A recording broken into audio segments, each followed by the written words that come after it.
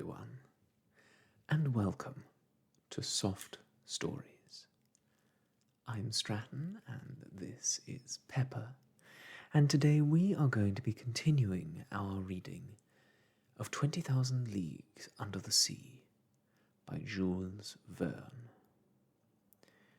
When last we left off with this book, the kindly Professor Aronnax and his companion, Conseil, had been washed overboard from the Abraham Lincoln in their pursuit of the monster of the deeps that had been plaguing international waters for some time.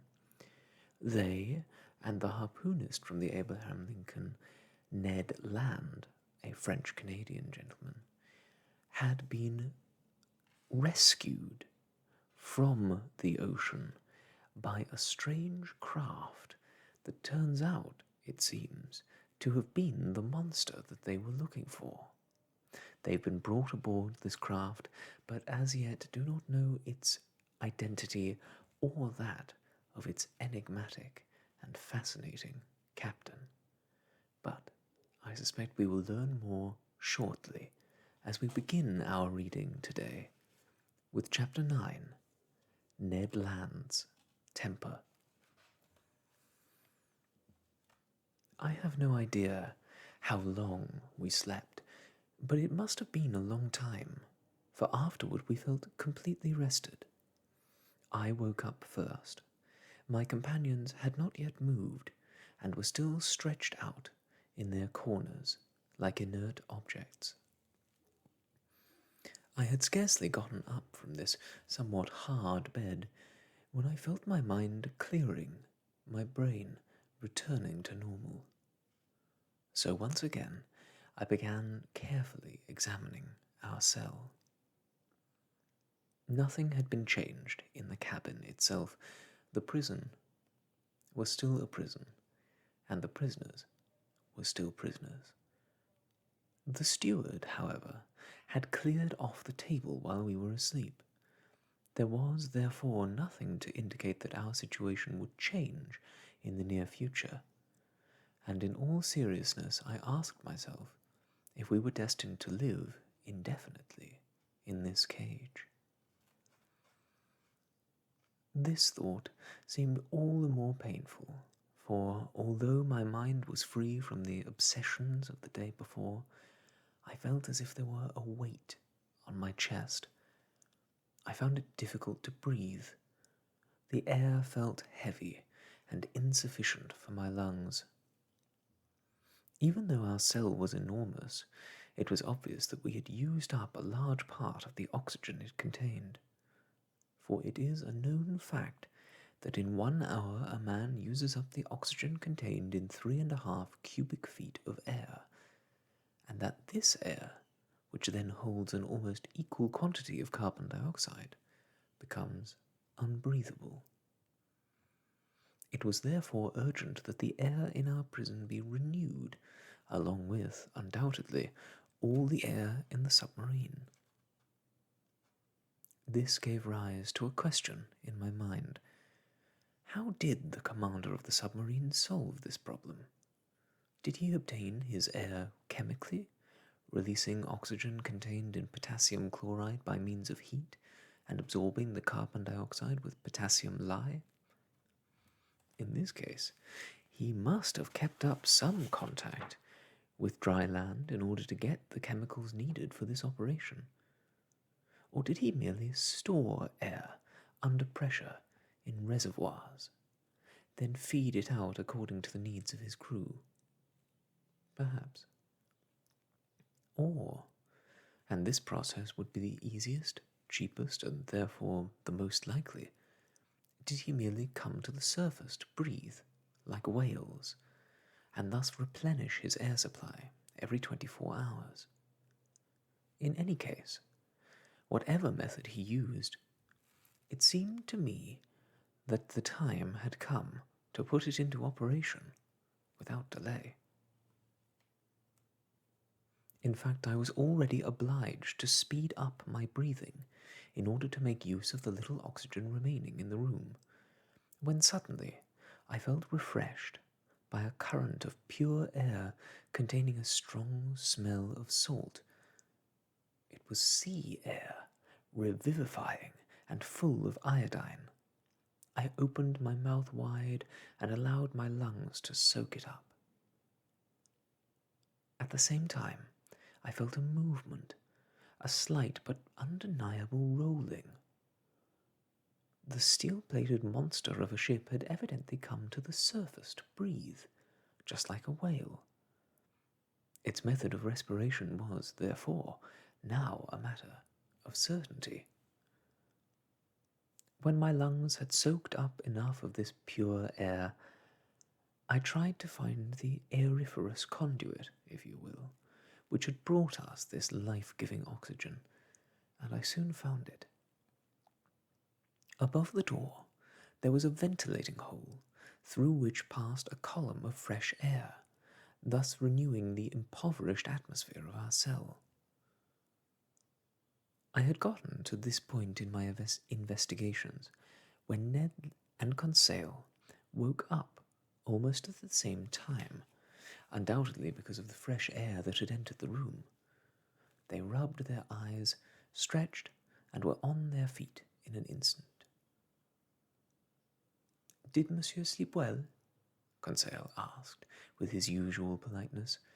"Very well, thank you," I answered. "And you, Ned?" "Very soundly, Professor. I may be wrong, but it seems to me as if I'm breathing sea air." Sailors don't make mistakes about such things, and I told the Canadian what had happened while he was asleep. "Good," he said. "That accounts for the roaring we heard when the so-called narwhal was in sight of the Abraham Lincoln." "Right, Ned. It was breathing." "The only trouble, Monsieur Aronnax, is that I have no idea what time it is. Unless maybe it's lunchtime." "Lunchtime, Ned? Breakfast time would be more accurate, for I'm sure this is already the following day." "That would mean," said Conseil, "that we've slept for 24 hours. "I think so," I answered. "I won't argue with you," retorted Ned Land, "whether it's lunch or breakfast. The steward'll be more than welcome, whichever he wants to bring." "Perhaps he will bring both," said Conseil. "Fine," replied the Canadian. "We have a right to 2 meals, and as for me, I could polish them both off without any trouble at all." "In any case, Ned, let's wait," I answered. "It's obvious these people don't intend to let us die of starvation, otherwise that last meal wouldn't make any sense." "Unless it was just to fatten us up," exclaimed Ned. Come, I said. "We haven't fallen into the hands of cannibals." "One time doesn't make it a custom," the Canadian answered seriously. "Who knows whether these people haven't gone a long time without fresh meat, and as a result, 3 healthy, well-built individuals like the Professor, his servant, and myself." "Put such ideas out of your mind, Ned," I replied. "And above all, don't let such ideas make you lose your temper against our hosts, and thus make our situation that much worse." "Anyway," said the harpooner, "I'm so hungry I could eat a horse, and I don't see either lunch or breakfast turning up." "Ned," I said, "we have to conform to the rules on board, and I imagine our appetites are running faster than the cook's watch." "Well then, we'll have to set ours by his," said Conseil calmly. "That's you all over, Conseil, my friend," retorted the impatient Canadian. "You never get riled up. Always calm. You'd be capable of thanking God before saying grace, and then dying of starvation rather than complaining." What good would it do?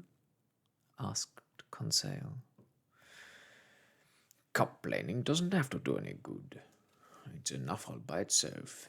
And if these pirates, I say pirates out of respect for the professor, and so as not to annoy him, since he won't allow me to call them cannibals, if these pirates think they're going to keep me in this stifling cage without hearing me let loose with some of my swearing, they're making a big mistake. Come now, Monsieur Aronnax. Tell me frankly, do you think they're going to keep us cooped up for long in this iron box? To tell the truth, Ned, I don't know any more than you. But what would be your guess? My guess is that quite by chance we've stumbled on a very important secret. Now, if the crew of the submarine wants to keep this secret, and if this is more important to them than the lives of 3 men, I think our chances of survival are slim. If this is not the case, the monster which has swallowed us up will, at the first opportunity, return us to the world, inhabited by our fellow men. Unless they enroll us in the crew, said Conseil, and thus keep us. Until some frigate, interrupted Ned Land, that's faster and more maneuverable than the Abraham Lincoln captures this pirate's den and makes its crew, and us along with it, walk the plank. Perhaps you're right, Ned, I replied. But as far as I know, nobody has yet made any propositions along this line, so it's useless discussing what we should do in such and such a situation. I repeat, let's wait and see what happens. And in the meanwhile, just sit still, for there's nothing we can do anyway. No, Professor, replied the harpooner, refusing to give up. We have to do something. Do what, Ned? Escape. Escaping from prisons on land is difficult enough, but from an underwater prison it would seem to me completely out of the question. All right, Ned, asked Conseil. What do you have to say to that? I can't imagine an American ever at a loss for something to say. The harpooner, visibly embarrassed, remained silent. Under the conditions in which fate had placed us, escape was absolutely impossible. But a Canadian is partly a Frenchman, and one could see this clearly in his answer. Well, Monsieur Aronnax, he said, after several moments' thought, do you know what people do when there's no way out of a jail? No, Ned. It's simple. They just make sure they stay there. Huh. Good for you, cried Conseil.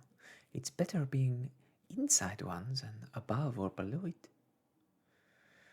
But only after tossing out the jailers, wardens, and guards, added Ned Land. What, Ned? You're seriously thinking of taking over this ship? Very seriously, answered the Canadian. But that would be impossible. Why, Professor? If we get the opportunity, I don't see why we shouldn't take advantage of it. If there are only about 20 men on board this ship, that shouldn't frighten 2 Frenchmen and a Canadian, should it? It was best to agree with the harpooner rather than start another discussion. So I only answered, let's see what happens, Ned, and then decide. But until such time, please, try and be a little more patient. Our only chance lies in some kind of a ruse, and if you keep losing your temper, we'll never have the slightest chance of fooling them. So promise me, you'll try to accept our situation without getting so angry. I promise, Professor, replied Ned, in a not too reassuring voice. I won't do or say a thing to show them how I feel, even when meals aren't served up as regularly as we'd like. So, I have your word of honor, Ned, I answered the Canadian. Then the conversation stopped, and each one of us became lost in his own thoughts. I must admit that, as far as I was concerned, in spite of the harpooner's confidence, I held out little hope. I could not see where we would get the opportunity Ned Land mentioned. In order to be operated as it was, this submarine needed a large crew, and this meant that if we had to fight it out, we would be too strongly outnumbered. Moreover, first of all, we had to be free, and we weren't. I could see no means of escaping from a cell so hermetically sealed as the one we were in, and whatever secrets the strange captain of this ship wanted to keep, and this was undoubtedly the case, he would never let us wander about freely on board. Now, would he get rid of us by some violent means? Or would he just let us off on some bit of land? That was what we didn't know. Either of these theories seemed plausible, and one had to be a harpooner to enter ideas of gaining our freedom by force. Moreover, I realized that Ned Land was becoming more and more embittered as he brooded over his situation. I began to hear him mumbling swear words, and his gestures once again became menacing. He would get up, pace about like a wild animal in a cage, and strike the wall with his fists and feet. Besides, after such a long wait, we were beginning to feel violent pangs of hunger, and this time the steward did not appear. And for people with good intentions, the crew seemed to be taking a very long time supplying our needs. Ned Land, tormented by the gnawing sensation in his stomach, was getting more and more worked up, and in spite of having given me his word, I was afraid he might not be able to restrain himself if some member of the crew came in. For 2 more hours, Ned Land's temper got worse and worse. He shouted and yelled, but all in vain. The steel-plated walls were deaf. I could not even hear any noise outside the boat or inside the boat. It seemed dead. It wasn't moving, for I would obviously have felt it vibrate beneath the pulse of the propeller. It was undoubtedly lying deep in the ocean, and no longer belonged to life on Earth. All this dreary silence was frightening. As for our being abandoned and isolated in our cell, I had no idea how long it would last. The hopes I had felt after our interview with the captain were slowly vanishing. His gentle look, generous face, and noble bearing were all beginning to disappear from my memory. I now saw this mysterious person as he really must have been, pitiless and cruel. I saw him as being a stranger to all human feelings, inaccessible to emotions of pity, and the implacable enemy of his fellow men, toward whom he had sworn an everlasting hatred. But was this man going to let us die of starvation, locked up in his narrow prison, exposed to those horrible temptations brought on by fierce hunger? This awful thought took a hold of my mind and imagination, and I felt myself overcome by a terrible feeling of horror. Conseil remained calm. Ned Land was roaring. Just then, we heard a noise outside. There was a sound of footsteps on the metal floor. Bolts were pulled, the door opened, and the steward appeared. Before I could do anything to stop him, the Canadian rushed at the poor man and knocked him over, clutching his throat. The steward was choking in his powerful grip.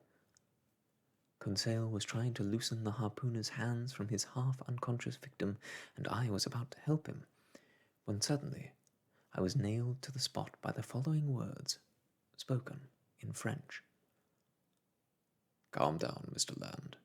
And you, Professor, please listen to me." Chapter 10. The Man of the Seas. It was the captain who had spoken. At these words, Ned Land quickly got up. At a sign from his master, the steward, nearly strangled, left reeling. But such was the captain's power over his crew that this man did not give a single sign of the resentment he must have felt against the Canadian. Conseil, curious in spite of himself, and I, stunned by what had happened, waited in silence for the outcome of this scene.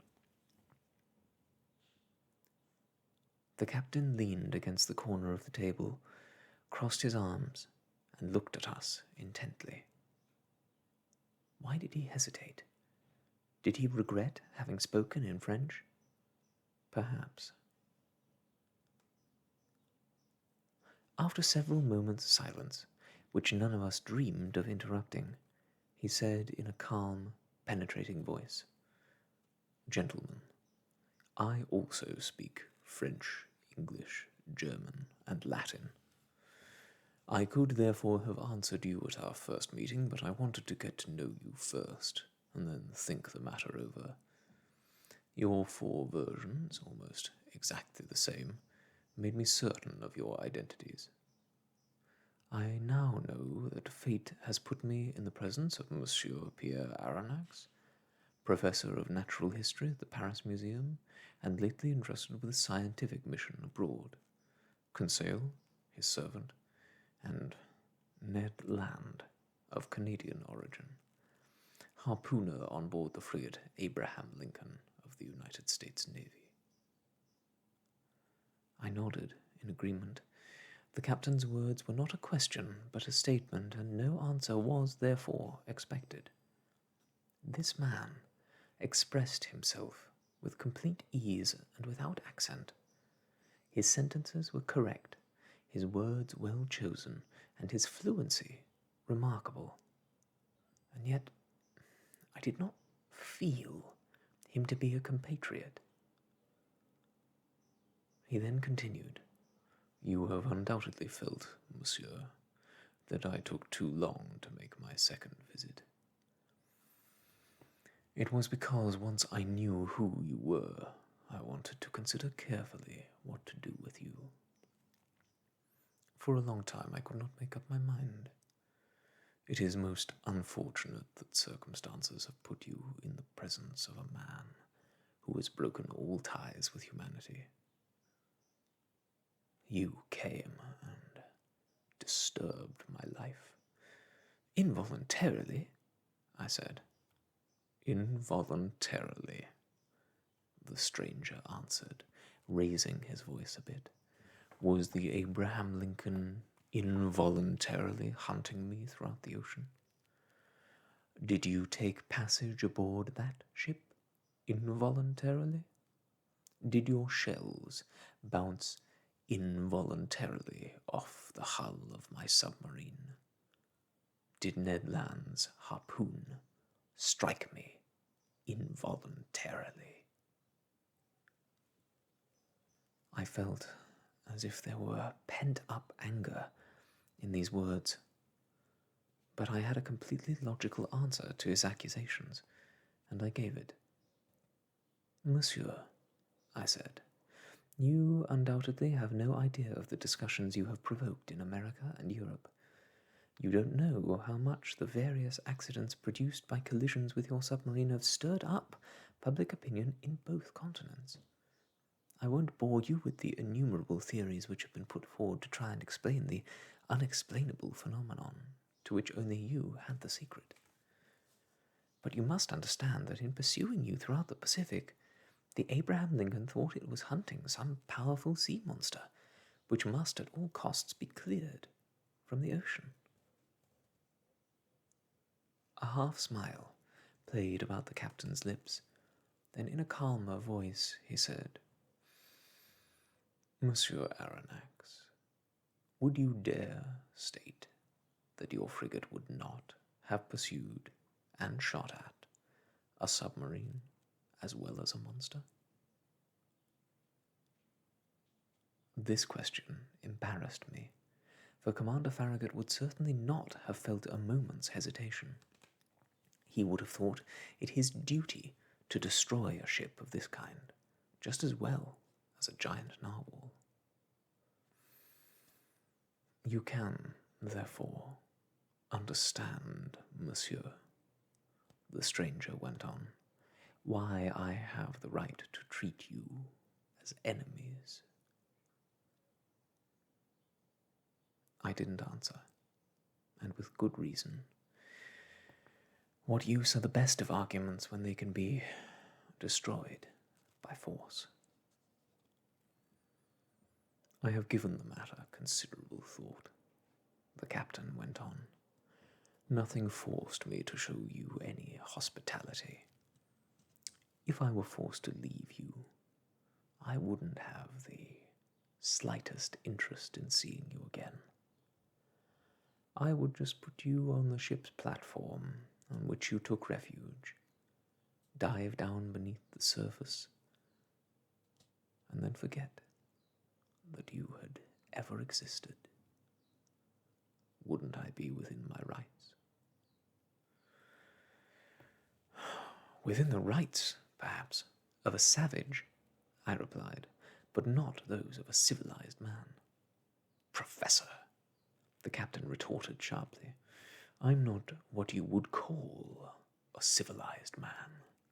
I've broken with all society, for reasons which I alone can appreciate. I therefore don't obey its rules, and I advise you never to refer to them in front of me again."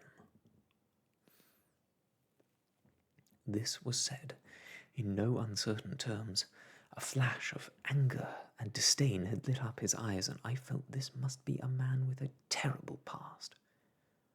Not only had he put himself outside the realm of human law, but he had made himself independent and free in the strictest sense of the word, and placed himself beyond the reach of such laws. Who would dare pursue him into the ocean depths, when even on the surface he could defy all attempts to harm his ship? What boat could withstand the impact of this underwater monitor? What armoured ship, no matter how thick its hull, could resist a blow of its lance? No man could ask him to account for his actions. God, if he believed in him, and his conscience, if he had one, were the only judges to whom he was answerable. While these thoughts crossed my mind in rapid succession, this strange person was silent, absorbed, and as if wrapped up in himself.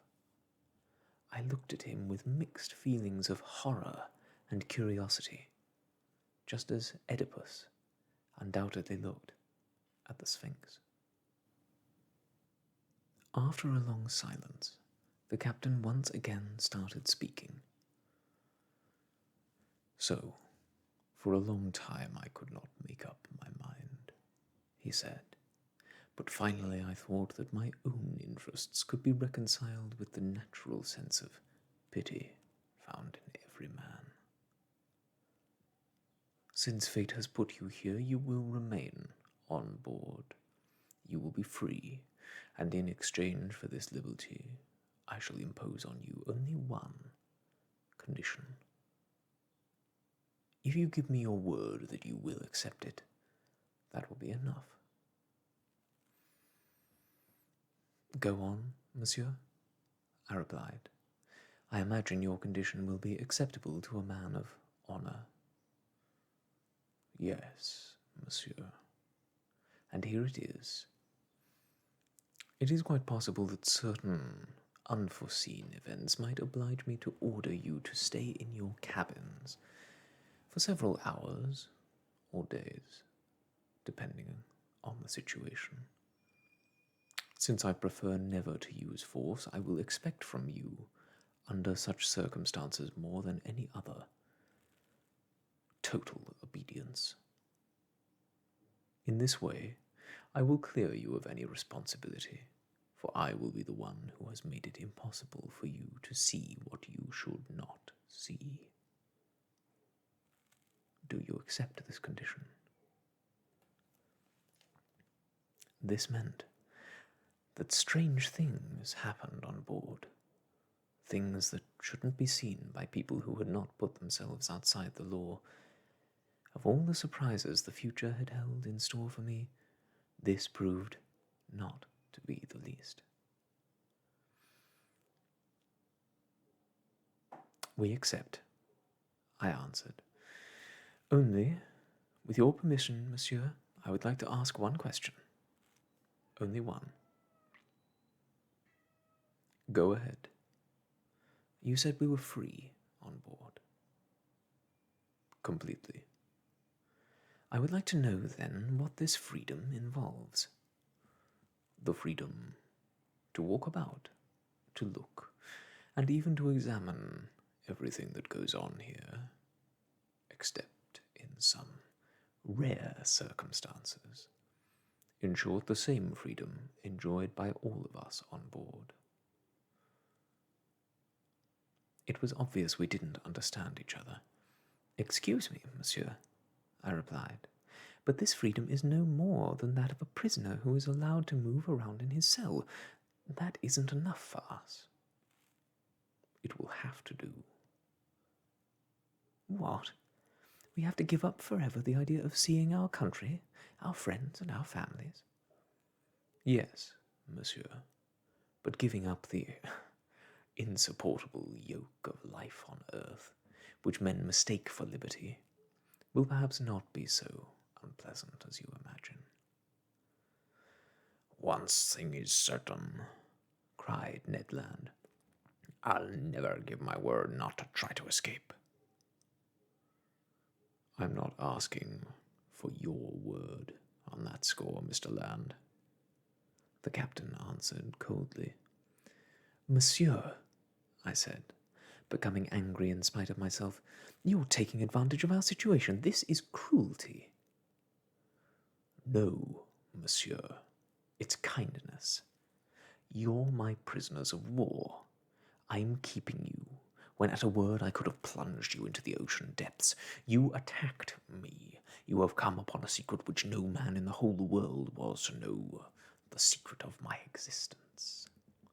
And you think I'm going to send you back to that world which must know me no more? Never.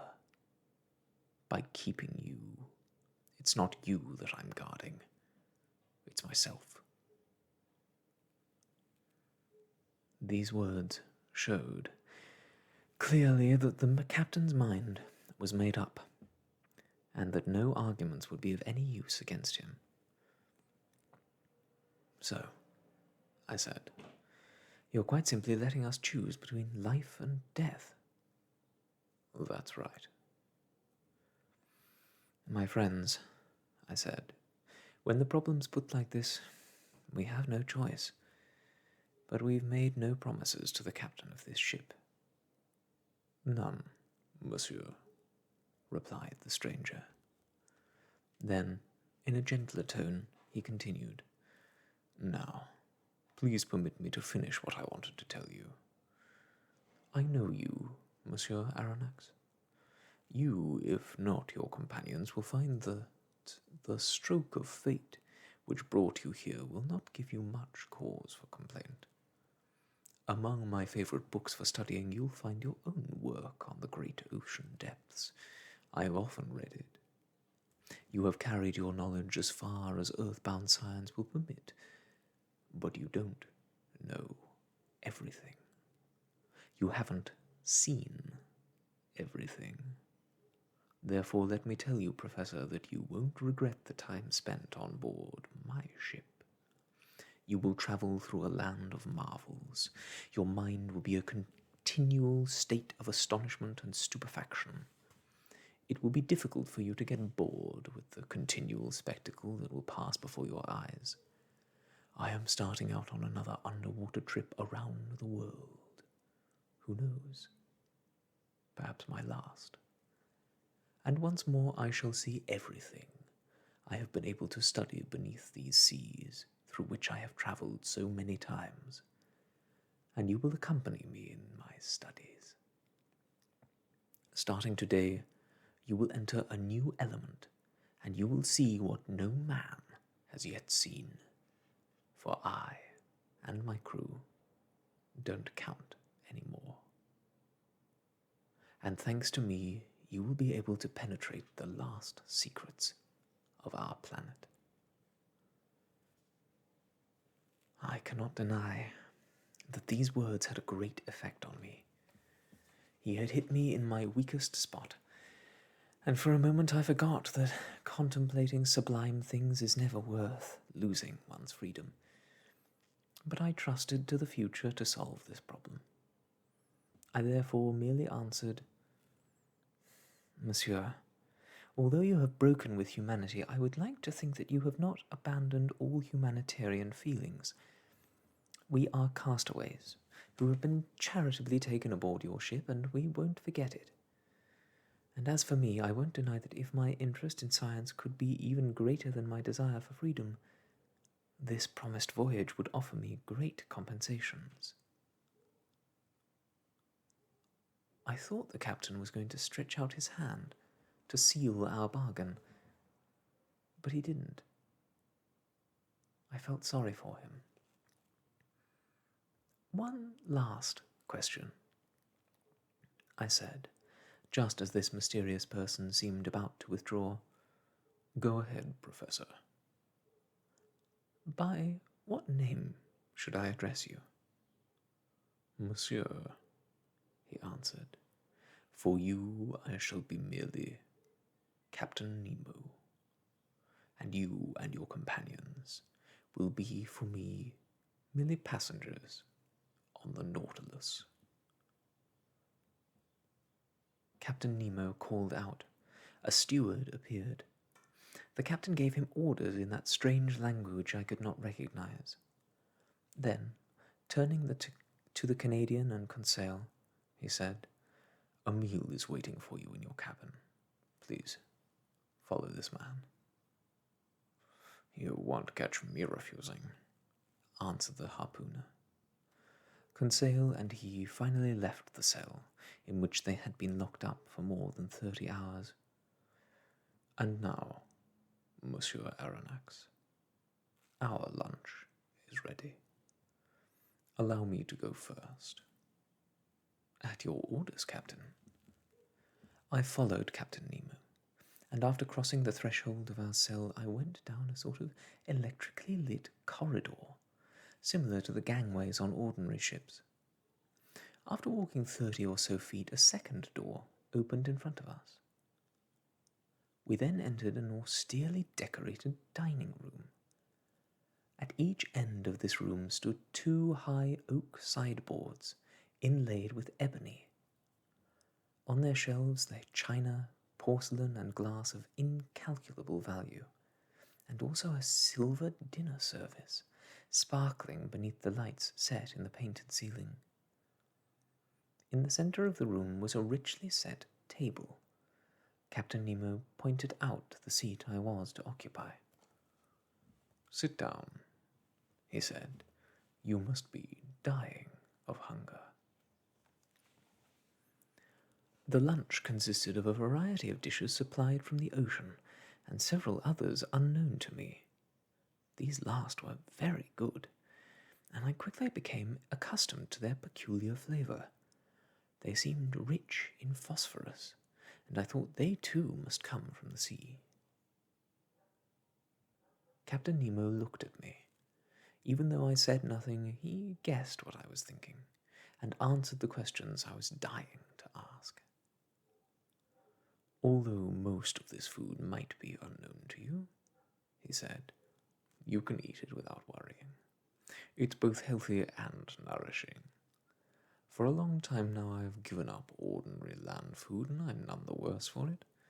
and my crew, who are all fit and strong, eat no differently than I do. Does that mean, I said, that all these dishes come from the sea? Yes, Professor. The sea furnishes me with everything I need. Sometimes I drag nets behind the ship and haul them in when they're full to the bursting point. Or sometimes I go out hunting in this element, which seems inaccessible to men, and stalk the game that lives in underwater forests. And my flocks, like those of Neptune's own shepherd, graze without fear over the immense prairies of the ocean. I have there vast properties which I alone exploit, and which are continually sown with all kinds of crops by the Creator's hand. I looked at Captain Nemo, somewhat astonished, and replied, I can perfectly understand, monsieur, that your nets furnish your table with excellent fish. I understand less well how you hunt aquatic game in your underwater forests. But I don't understand at all how a slice of meat, no matter how small, could be included on your menu. In spite of which, replied Captain Nemo, I never eat the flesh of land animals. But then, what is this? I asked, pointing to a plate on which remained several slices of steak. What you think is meat, Professor, is nothing more than sea turtle steak. Here also are some dolphin livers which you would think were stewed pork. I have an excellent cook whose specialty is preparing seafood. Take a taste of all the dishes. Here are sea cucumbers we put up in jars, and which a Malayan would declare unrivaled in the whole world. Here is cream made from whale's milk, and sugar extracted from rockweed in the North Sea. And lastly, permit me to offer you anemone jam, which is as good as that made from the most delicious fruit. I tasted all these things, more out of curiosity than as a connoisseur, while Captain Nemo regaled me with his unlikely stories. But the ocean, Monsieur Aronnax, that prodigious and inexhaustible provider, does not only nourish me, it clothes me too.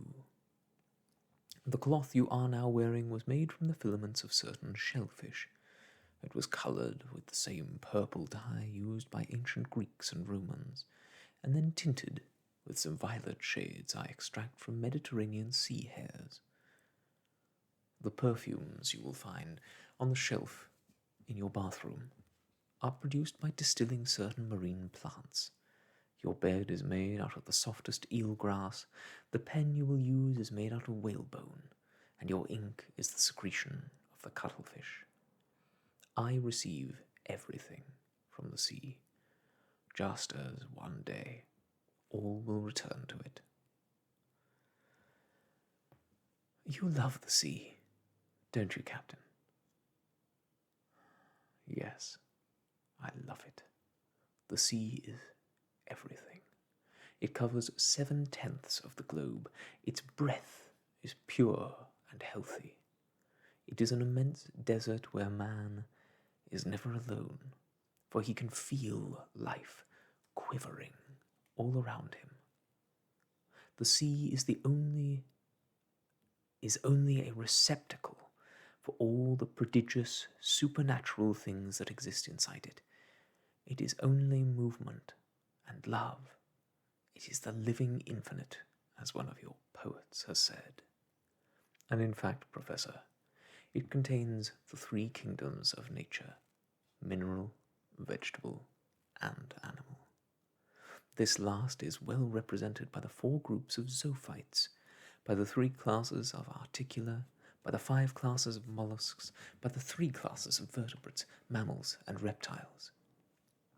And those innumerable legions of fish, that infinite order of animals, which includes more than 13,000 species, only 1/10 of which live in fresh water, The sea is a vast reservoir of nature.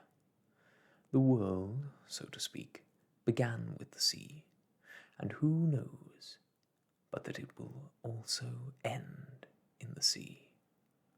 There lies supreme tranquility.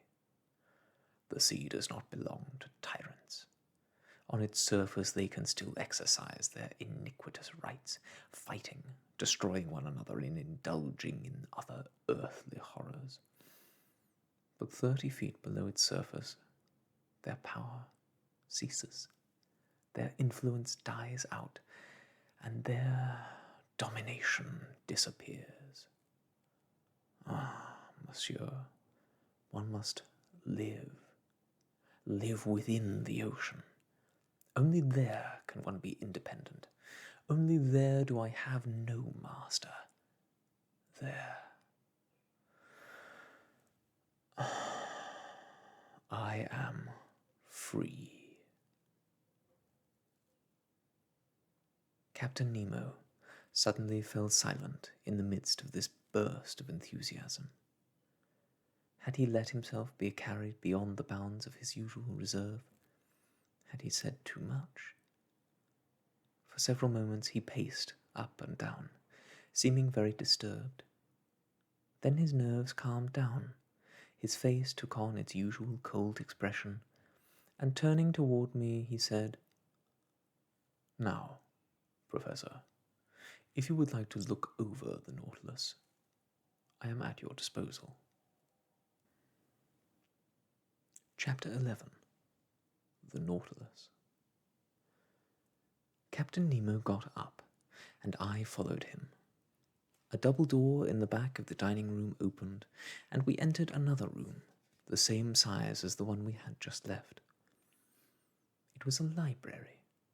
A large collection of uniformly bound books was set in high bookcases of black Brazilian rosewood, inlaid with brass. They followed the shape of the room, and at their base were huge couches covered in brown leather, and curved so as to give greater comfort. In front of them stood small movable desks, on which one could rest the book one was reading, and which could be drawn up or pushed away at will. In the middle of the room there was a huge table covered with pamphlets and a few old newspapers. This whole ensemble was bathed in electric light coming from 4 frosted glass globes in the ceiling. I stood in wonder before this room so ingeniously fitted out, and I could not believe my eyes.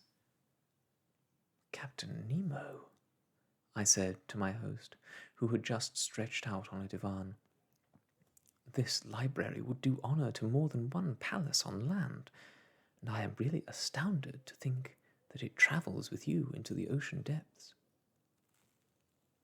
"Where could one find greater solitude or silence, Professor?" replied Captain Nemo. "Can you boast of greater tranquility in your office in the museum?" "No, monsieur, and I must admit that it is very shabby alongside yours. Why, you have 6,000 or 7,000 books." 12,000, Monsieur Aronnax. These are my only ties with life on dry land. A life which ended for me the day my Nautilus first dove beneath the surface of the ocean. That day I bought my last books, pamphlets, and newspapers. And since then I have preferred to think that humanity has neither thought nor written anything. Moreover, Professor, you may feel free to use these books whenever you wish." I thanked Captain Nemo and went over to the bookshelves. There were all sorts of works on science, morality, and literature, written in every known language, but I did not see a single book on politics or economy. It seemed as if such works were completely forbidden on board. There was, however, one odd thing about the library. All the books were arranged without thought for the language in which they were written, and this mixture proved that the captain of the Nautilus could read effortlessly whatever book came to hand. Among them I noticed all the masterpieces of ancient and modern writers, that is to say, the most beautiful works history has produced: poetry, fiction and science from Homer to Victor Hugo, from Xenophon to Michelet, from Rabelais to George Sand. But this library leaned heavily towards science, books on mechanics, ballistics, hydrography, meteorology, geography, geology, etc., took up no less space than works on natural history, and I understood that all this formed the captain's principal source of study. I saw there all of Humboldt's works, all of Arago, Foucault, Henry St. Clair Deville, Chollet, Milne Edwards, Quatrefages, Tyndall, Faraday, Berthelot, Secchi, Petermann, Commander Maury, Agassiz, etc., the memoirs of the Academy of Science, the bulletins of various geographical societies, etc., and, in a conspicuous place, the 2 volumes which had perhaps won me this relatively warm reception on the part of Captain Nemo. Among the works of Joseph Bertrand, his book called The Founders of Astronomy furnished me with a date. Since I knew that it had appeared during the year 1865, I could conclude that the Nautilus could not have been launched before this date. Thus it was no more than 3 years, at the most, since Captain Nemo had begun his underwater existence. I hoped that more recent works would allow me to arrive at a more exact date, but I had plenty of time to undertake this project later, and I did not want to further delay our tour through the wonders of the Nautilus. "Monsieur," I said, "I would like to thank you for allowing me to use this library. It contains many scientific treasures that will be very useful to me." "This room is not only a library," said Captain Nemo, "but also a smoking room." "A smoking room?" I cried. "Do you smoke on board?" "Certainly." "I am therefore forced to believe, monsieur, that you still maintain relations with Havana." "Not at all," answered the captain. "Try this cigar, Monsieur Aronnax, and even though it doesn't come from Havana, you will appreciate it if you are a connoisseur." I took the cigar he offered me. In form it resembled those from Cuba, but it seemed to be made of gold leaf. I lit it with a little brazier set in an elegant bronze stand, and I took my first puffs with all the delight of a habitual smoker who had not had a cigar in 2 days. "It's excellent," I said, "but it isn't made of tobacco." "No," replied the captain. "This tobacco comes neither from Havana nor the Orient. It's made from a kind of seaweed rich in nicotine which I get from the sea, not without some difficulty.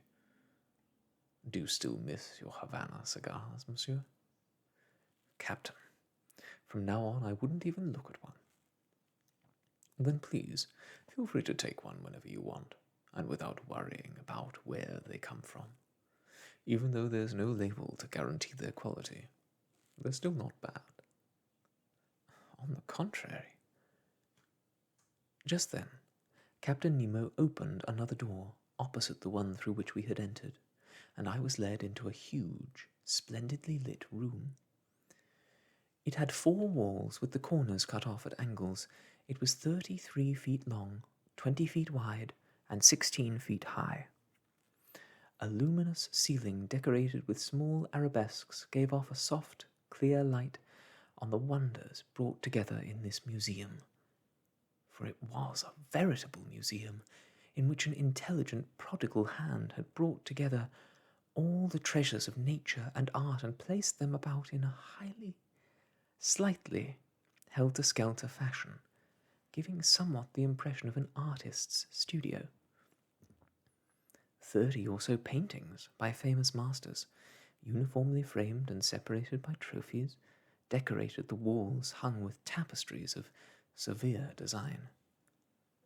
There I saw works of the greatest value, and which, for the most part, I had already admired in private European collections or art exhibits. The various schools of the earlier masters were represented by a Madonna of Raphael, a Virgin of Leonardo da Vinci, a nymph by Correggio, a woman by Titian, an Adoration of the Magi by Veronese, an Assumption by Murillo, a portrait by Holbein, a monk by Velasquez, a martyr by Ribeira, a village fair by Rubens, 2 Flemish landscapes by Teniers, 3 little genre paintings by Gerard Doux, Metsu, and Paul Potter, 2 works by Géricault and Proudhon, several seascapes by Backhuizen and Vernet. Among the works of modern painters there were pictures by Delacroix, Ingres, Decamps, Troyon, Messiaen, Daubigny, etc., and small models of marble and bronze statues copied from the loveliest works of antiquity, stood on pedestals in the corners of this magnificent museum. That state of stupefaction which the commander of the Nautilus had predicted was beginning to take hold of my mind. "Professor," this strange man then said, "I hope you will excuse the informal way I have received you, and also the disorder reigning in this room." "Monsieur," I replied, "without trying to find out who you are, I hope you will permit me to recognize you as an artist." "Merely an amateur, monsieur, nothing more. I used to enjoy collecting beautiful works created by the hand of man. I used to search and hunt for them avidly, and I have been able to collect some objects of value. These are my last memories of life on earth, which is dead as far as I am concerned.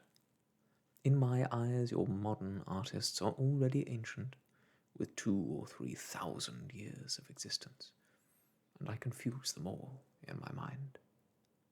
Great artists are ageless." "And musicians," I said, pointing to scores by Weber, Rossini, Mozart, Beethoven, Haydn, Meyerbeer, Herold, Wagner, Auber, Gounod, and many others, all spread out on the large organ against one of the walls of the room. "These musicians," answered Captain Nemo, "are all the contemporaries of Orpheus, for differences in time disappear in dead men's memories. And I am dead, Professor, as dead as whatever friends of yours lie 6 feet under." Captain Nemo stopped talking and seemed lost in a deep reverie. I contemplated him with great interest and silently analyzed the strange expression on his face. He was leaning on the corner of a precious inlaid table. He no longer saw me. He forgot I was in the room. Not wanting to disturb him in his withdrawal, I continued looking over the objects collected in this room. Next to works of art, rarities of nature held an important place. They consisted mainly of plants, shells, and other products of the ocean, all of which had undoubtedly been personally collected by Captain Nemo. In the middle of the room, an electrically illuminated jet of water fell back into a bowl made from a single giant clam. This shell, furnished by the largest of aqueous mollusks, measured about 33 feet around its delicately scalloped rim. It was even larger than those lovely giant clams given to Francis I by the Republic of Venice, and which the church of Saint Sulpice in Paris has made into 2 huge holy water basins. Around this fountain, Beneath elegant glass cases framed in brass, the most precious products of the sea ever beheld by a naturalist were carefully arranged and labelled. The subkingdom of the zoophytes was represented by very curious specimens of its two divisions of polyps and echinoderms. From the first division there were organ-pipe corals, sea fans, soft Syrian sponges, Isidae from the Moluccas, sea pens, marvellous Vagularia from Norwegian waters, various umbrella, alcinara, and a whole series of madrepores, which my teacher Milne Edwards so wisely classed in sections, and among which I noticed Flabella, Oculinii from Reunion Island, a Neptune's chariot from the West Indies, some superb types of corals, and all known species of those strange polypories which gather together to form entire coral islands which some day will become continents. Among the echinoderms, notably for their spiny covering, there were starfish, pentrocrini, feather stars, asterophons, sea urchins, sea cucumbers, etc., thus forming a complete collection of this division. A rather high-strung specialist in seashells would certainly have fainted before other and even more numerous glass cases in which these specimens of mollusks were displayed. I saw there a collection of inestimable value, and which lack of time will not permit me to describe in its entirety. Among other things, I will only mention as a reminder the royal hammer shell of the Indian Ocean, whose even white spots stood out clearly against a red and brown background. A brightly coloured imperial spondylus, covered with spines, and only rarely found in European museums. I guessed it to be worth $4,000. A common hammer shell from Australian waters, which is very difficult to obtain. Exotic cockles from Senegal, with their fragile white shells and double valves which a breath could shatter like a soap bubble. Several varieties of watering pot shells from Java, looking like limestone tubes edged with leaf-like pleats, and very highly prized by collectors. A whole series of top shells, some coloured greenish-yellow and finished near the American continent. The others reddish-brown and found in Australian waters. The former, which had come from the Gulf of Mexico, had remarkable shells in overlapping layers. The latter, captured in southern waters, were more star-shaped, and in addition, and rarest of all, there was a magnificent spur shell of New Zealand, then remarkable sulphurized Telinae, precious species of Venus shells, the trellised Celarium from the coasts of Tankabar, the marble turban shell with its gleaming mother of pearl, the green parrot shell from the China Sea, the almost unknown conical shell of the genus Conodulia, all the varieties of cowries used as money in India and Africa, the glory of the sea, the most precious shell of the East Indies, and in addition, Litorini, Dilphinulae, Turritellae, Ianthinae, Ovuli, Voltes, Olivae, Mitrae, helmet shells, Purpurae, whelks, harpae, murices, trumpet shells, Cerathea, spindle shells, wing shells, Pteroceras, limpets, Hyameses, Cleodorae, and all sorts of delicate, fragile shells which science has baptized with the most charming names. In separate, special cases, there were incomparably beautiful strings of pearls, which gleamed with fiery sparks beneath the electric light. There were pink pearls, taken from the pinnae of the Red Sea, green pearls from the Haliotis iris, yellow, blue, and black pearls, strange products of various mollusks from the world's oceans, and lastly, several specimens of incalculable value, produced by the rarest of pearl oysters. Some of these pearls were larger than a pigeon egg. They were as valuable, if not more so, than those the traveller Tavernier sold to the Shah of Persia for $600,000, and they seemed finer than that other pearl belonging to the Imam of Muscat, which I had believed unequalled in the whole world. It was, therefore, impossible to estimate the value of this collection. Captain Nemo must have spent millions acquiring these various specimens, and I wondered where he got the money to indulge his collector's whims to such a degree. Suddenly my thoughts were interrupted by the following words. "You've been examining my shells, Professor. I can see why they might interest a naturalist, but to me they have a greater charm, for I have gathered them all with my own hands, and there is no corner of the sea I have left unexplored." "I can easily understand, Captain, what a joy it must be to travel about amid such wealth. You are one of those rare men who have accumulated their treasure themselves. No museum in Europe has such a collection of marine products. But if I use up all my admiration for this, what will be left for the boat that carries it?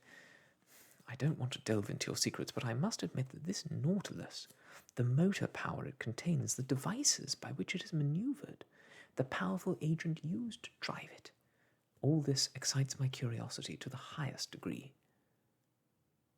For instance, hanging over there on the wall, I see some instruments, and I haven't the vaguest idea what they're for. Could you tell me?" "Monsieur Aronnax," Captain Nemo replied, "I have already said that you are free on board, and consequently no part of the Nautilus will be closed to you. You can visit the entire ship, and I would consider it a pleasure to act as your guide." "I don't know how to thank you, monsieur, but I would not like to abuse your kindness. I would merely like to know what these instruments—" "Professor, you will see these instruments in my room, and it is there that I will have the pleasure of explaining their purpose. But first, come and look at the cabin I have reserved for you. I want you to see how you will be accommodated on board the Nautilus." I followed Captain Nemo as he led me through a door in the corner of the room and into one of the ship's passageways. After a few steps we turned into not a cabin, but an elegant room, with a bed, dressing table, and various other pieces of furniture. I could only thank my host. "Your room is next to mine," he said, opening a door, "and my cabin gives onto the room we have just left." I entered the captain's cabin. It had a severe, almost monastic look about it. There was an iron cot, a work table, and several dressers, all somewhat dimly lit. No comforts, just the strict necessities. Captain Nemo pointed to a chair. "Please, sit down," he said. I sat down, and he began talking.